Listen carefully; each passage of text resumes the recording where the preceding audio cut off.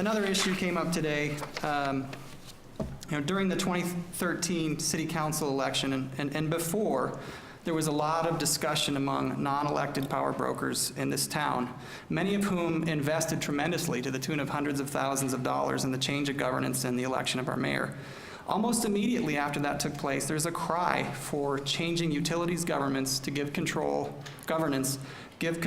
to a non-elected board, and to sell the utility and to shut down the Drake power plant. The former council in June of 2012 got a letter from the mayor saying that the board consider not only the costs of moving or decommissioning Drake and the possible impacts on electric rates, but also balance the analysis by adding the tremendous potential for a vibrant new economic development downtown.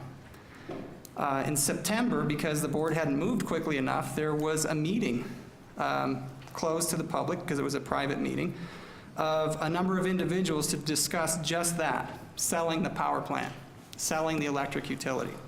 Members that attended, Merv Bennett, Tim Lee, Fred Veach of Norwood, Jim Johnson of G.E. Johnson, Steve Bartlin of the Broadmoor. This is reported in a newspaper article. Wayne Logazin of the Gazette, Doug Quimby of La Plata, and the Chamber EDC Board President, David Jenkins, Norwood, Kevin Walker, the architect of the Strong Mayor campaign, Dick Celeste, and Mayor Bach. These are all names that we see are very familiar. And during the council election, the utilities issue came up repeatedly, and we had a board of 6 new members sworn in on April 16th. On April 17th, the board took affirmative action to cancel a study looking at the sale of the electric utility. That was the elected board speaking to their constituents on an issue that came up during the election. Well, we've heard that din start to come up again. It's bubbling up.